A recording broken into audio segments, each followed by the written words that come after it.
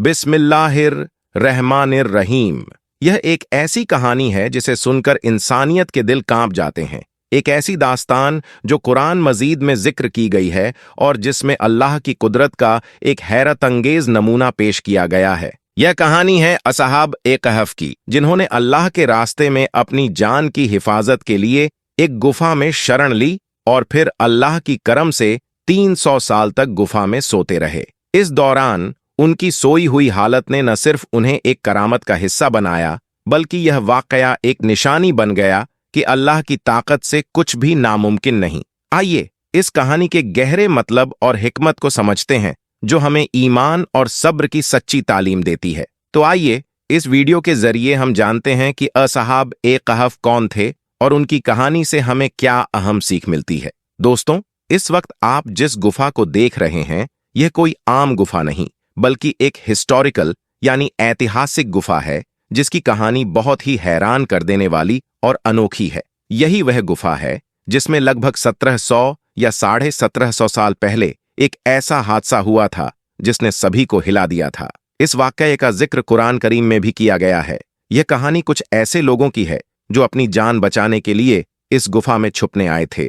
वे गुफा में आकर सो गए और लगातार 300 साल तक सोते रहे। जब वे 300 साल बाद अपनी नींद से जागे तो वे बिल्कुल वैसे ही सलामत थे जैसे वे 300 साल पहले सोए थे, यानी न उनकी उम्र बढ़ी थी और न उनके जिस्म में किसी भी तरह का कोई बदलाव आया था। अब सवाल यह है कि 300 साल से भी ज्यादा समय तक गुफा में सोने वाले ये लोग आखिर कौन थे और इतनी लंबी नींद का यह हादसा क्यों और कैसे हुआ था। और जिस गुफा में इतना बड़ा हादसा हुआ था, वह गुफा आज के दौर में किस देश में मौजूद है। दोस्तों, सबसे पहले हम आपको यह बताना चाहेंगे कि ईसाई और मुस्लिम दोनों धर्मों से ताल्लुक रखने वाले लोग इस हादसे को सच्चा मानते हैं और मुसलमानों की किताब कुरान करीम में भी इस हादसे का जिक्र किया गया है। यह हादसा हजरत ईसा अलैहिस्सलाम के इस दुनिया से उठाए जाने के बाद लगभग 250 साल बाद हुआ था। हजरत ईसा अलैहिस्सलाम के इस दुनिया से उठाए जाने के बाद ईसाइयों के हालात दिन ब दिन बदतर होते चले गए। एक समय ऐसा भी आया जब फिलिस्तीन के पूरे इलाके पर दकियानूस बादशाह का शासन था, जो ईसाइयों से हद से ज्यादा दुश्मनी रखता था। उसका यह मानना था कि उसकी हुकूमत में कोई भी इंसान ईसाई धर्म पर अमल न करे और जो भी ऐसा करेगा उसे हमेशा के लिए खत्म कर दिया जाएगा। दोस्तों, उसी बादशाह की हुकूमत में रहने वाले कुछ लोग जो बाद में असहाब ए कहफ के नाम से मशहूर हुए, ये वह लोग थे जो हजरत ईसा अलैहिस्सलाम को हद से ज्यादा माना करते थे और बादशाह की लाख कोशिशों के बावजूद भी ये ईसाई धर्म छोड़ने के लिए तैयार नहीं थे। जब बादशाह को यह यकीन हो गया कि यह लोग उसकी लाख कोशिशों के बावजूद भी ईसाई धर्म को कभी नहीं छोड़ेंगे, तो उसने इन्हें कत्ल करने का फैसला कर लिया। लेकिन जैसे ही इन लोगों को इस बात की खबर हुई कि बादशाह उन्हें कत्ल करने का इरादा कर चुका है, तो ये फौरन शहर छोड़कर फरार हो गए और दूर जाकर एक गुफा में पनाह ली। कुछ देर उस गुफा में आराम करने के बाद ये लोग सभी वहां सो गए और ऐसे सोए कि अगले 300 सालों तक लगातार सोते रहे। इस बीच में इनमें से किसी की भी आंख नहीं खुली। लेकिन दोस्तों, जैसे ही यह सारे लोग बादशाह से अपनी जान बचाने की खातिर इस गुफा के अंदर आए थे, वैसे ही कुछ वक्त के बाद बादशाह को भी इस बात की खबर हो गई थी कि ये सारे लोग इस गुफा के अंदर छिपे हुए हैं। यही वजह थी कि बादशाह ने फौरन यह हुक्म जारी कर दिया था कि इस गुफा के मुंह को एक बड़ी दीवार के जरिए बंद कर दिया जाए, ताकि ये लोग हमेशा हमेशा के लिए इसी गुफा के अंदर खत्म हो जाएं। मगर बादशाह ने जिस इंसान को यह काम करने का हुक्म जारी किया था, वह इंसान बहुत अक्लमंद और रहमदिल था। उस इंसान ने उस दीवार को बनवाने से पहले ही सारे असहाब ए कहफ की तादाद याद करने के साथ साथ उनका पूरा किस्सा भी एक तख्ती पर लिख दिया था। यानी उनके साथ जो जो हुआ था, वह सारी बातें उस तख्ती के ऊपर लिख दी थीं। फिर उस तख्ती को एक तांबे के संदूक में रखकर उस संदूक को उस दीवार की बुनियाद में चुनवा दिया था और इस तरह से अब यह गुफा अगले 300 सालों तक के लिए पूरी तरह से बंद हो गई थी। लेकिन दोस्तों, यह बात तो बिल्कुल जाहिर है कि 300 साल का वक्त कोई एक छोटा सा वक्त नहीं, बल्कि एक लंबा वक्त है। और यही वजह थी कि इन 300 सालों के बीच में धीरे धीरे पूरी दुनिया का नक्शा बदलता गया और जिस जगह पर दकियानूस बादशाह की हुकूमत हुआ करती थी। वहां पर भी बादशाह और हुकूमत बदलती गई, यहां तक कि जब 300 साल पूरे होने वाले थे तो दकियानूस नाम के एक बादशाह की हुकूमत कायम हुई। ये एक ऐसा बादशाह था जो ईसा अलैहिस्सलाम का मानने वाला था और बहुत नेक और रहमदिल इंसान था। यह हमेशा अपनी कौम की फिक्र किया करता था, क्योंकि दोस्तों, इसके दौर में ईसाई आपस में ही लड़कर कई हिस्सों में बंट चुके थे। यहां तक कि बहुत सारे लोग तो ऐसे भी थे जो हजरत ईसा अलैहिस्सलाम की बताई हुई बुनियादी चीजों का भी इनकार करने लगे थे। ये बादशाह अपनी कौम के इस हाल से हद से ज्यादा परेशान रहा करता था और अक्सर रो रो कर यह दुआ मांगा करता था कि या अल्लाह, कोई ऐसा करिश्मा हो जाए कि जिसकी वजह से मेरी कौम के सभी लोग अल्लाह और क़यामत के दिन पर ईमान रखने लगे। और आखिरकार इस बात बादशाह की यह दुआ कबूल हुई। एक चरवाहा जो अपनी बकरियों को उस गुफा के पास ही में चरा रहा था, उसने उस गुफा को देखकर यह फैसला किया कि मैं इस गुफा की दीवार को गिराकर इस गुफा में अपनी बकरियों के बैठने का इंतजाम करूंगा। लिहाजा इसी इरादे के साथ उसने कुछ लोगों के साथ मिलकर उस गुफा की दीवार को गिरा दिया। दीवार गिरते ही वह सारे लोग डर की वजह से सहम गए जिन्होंने इस दीवार को गिराया था, और उन सभी लोगों पर ऐसी हैबत तारी हुई कि वह चंद मिनट के अंदर ही वहां से फरार हो गए। लेकिन दोस्तों, भले ही वह सारे लोग फरार हो गए, लेकिन गुफा के अंदर मौजूद उन सभी लोगों को जगा दिया जो पिछले 300 सालों से सो रहे थे। इन लोगों ने जागते ही न सिर्फ आपस में सलाम और कलाम शुरू कर दिया था, बल्कि कुछ वक्त के बाद ही इबादत करना भी शुरू कर दिया था।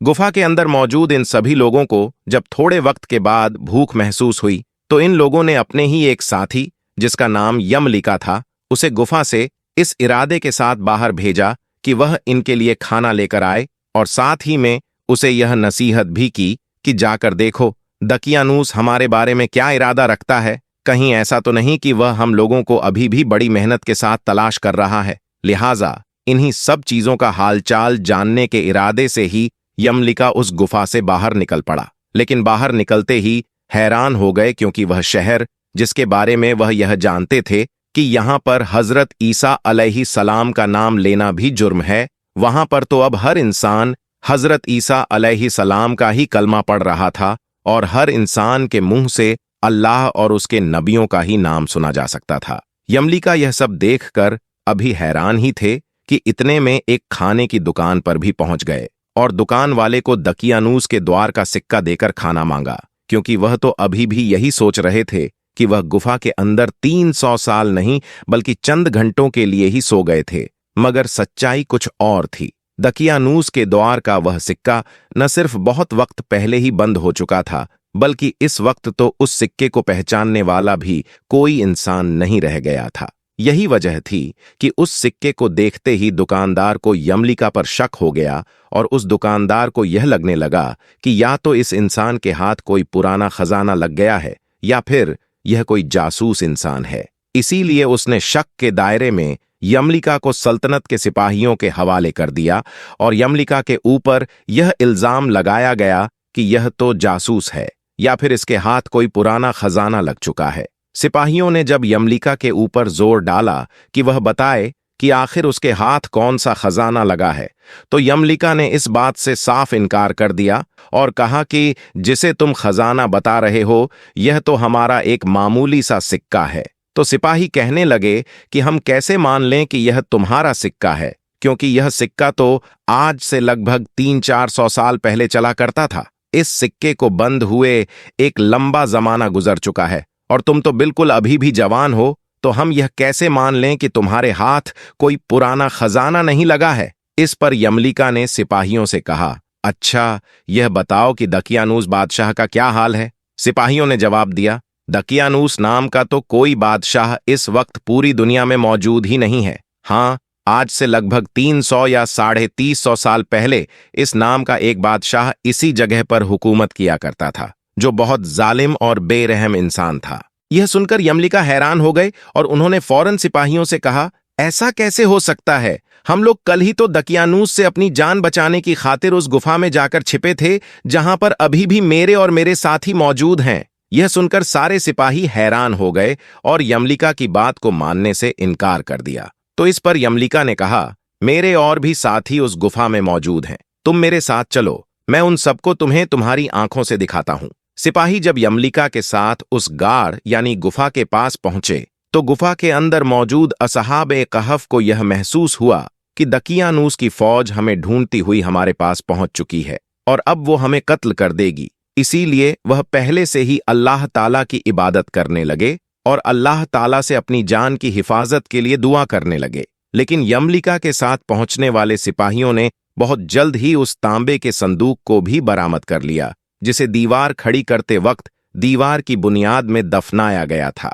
सिपाहियों ने जब उस तख्ती को पढ़ना शुरू किया जो तांबे के संदूक के अंदर मौजूद थी तो वह हैरान हो गए। उस तख्ती पर यह साफ तौर से लिखा हुआ था कि यह मोमिनों की जमात है जो अपनी जान की हिफाजत की खातिर दकियानूस बादशाह के खौफ से इस गार में पनाह लिए हुए हैं। दकियानूस बादशाह ने खबर पाकर इन लोगों को इस गाड़ के अंदर बंद करवा दिया था और हम तख्ती पर यह हाल इसलिए लिखते हैं ताकि जब भी यह गाड़ यानी गुफा खुले तो लोग असहाब-ए-कहफ पर बाखबर हो जाएं, यानी यह जान सकें कि असहाब-ए-कहफ के साथ क्या हुआ था। यह सब पढ़कर सिपाहियों के साथ साथ वह सभी लोग हैरान थे जो उस वक्त उस गाड़ यानी गुफा के पास मौजूद थे। सिपाहियों ने फौरन अपने बादशाह को इस पूरे हादसे की खबर दी। बादशाह फौरन सभी लोगों के साथ उस गुफा के पास पहुंच गए और गाड़ में सोने वाले सभी लोगों से मिलने के बाद सजदे में गिर पड़े। वह रो रो कर यह कहने लगे, अल्लाह ताला ने मेरी दुआ कबूल कर ली,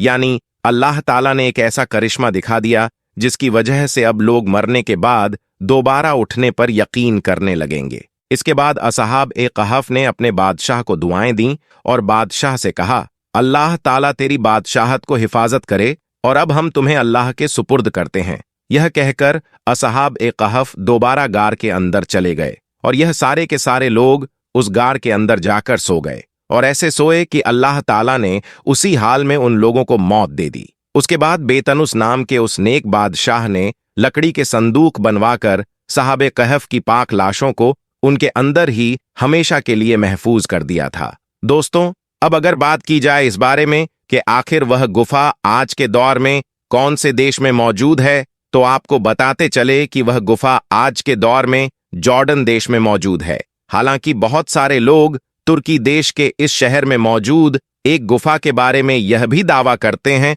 कि वह असहाब-ए-कहफ की गुफा है, लेकिन कुरान करीम के अंदर असहाब-ए-कहफ की गुफा की जो निशानियां बयान की गई हैं वे तुर्की में मौजूद गुफा के मुकाबले में जॉर्डन वाली गुफा पर ज्यादा फिट बैठती हैं। यही वजह है कि ज्यादातर रिसर्च स्कॉलर का यही मानना है कि जॉर्डन में मौजूद गुफा ही असहाब-ए-कहफ की असली गुफा है। दोस्तों, अगर अब बात की जाए इस बारे में कि असहाब-ए-कहफ कितने लोग थे, यानी गुफा के अंदर जो लोग 300 साल तक सोते रहे थे वह कितने थे, तो आपको बताते चले कि हजरत अब्दुल्लाह इब्ने अब्बास रजी अल्लाह ताला अन्हो की हदीस के मुताबिक वह कुल 7 लोग थे, जिनमें से 8वां उनके साथ एक कुत्ता भी था। आज भी हमें असहाब-ए-कहफ की कहानी से सीखना चाहिए कि जब भी किसी कठिनाई का सामना हो तो हमें हमेशा अल्लाह पर भरोसा रखना चाहिए। उनके ईमान, संघर्ष और तवक्कुल ने हमें यह सिखाया कि कोई भी संकट या तकलीफ हमारे ईमान को डिगा नहीं सकती अगर हमारा भरोसा सिर्फ और सिर्फ अल्लाह पर हो। दोस्तों, असहाब-ए-कहफ की यह घटना इस बात का प्रमाण है कि अगर कोई सच्चा मोमिन अल्लाह पर अपने ईमान के साथ कायम रहता है तो अल्लाह ताला उसकी मदद करते हैं। असहाब-ए-कहफ का कुर्बानी, उनका ईमान और उनका अल्लाह पर भरोसा हमेशा हमारे लिए एक मार्गदर्शन रहेगा। फिलहाल दोस्तों, आज की अपनी वीडियो को यहीं पर खत्म करते हैं।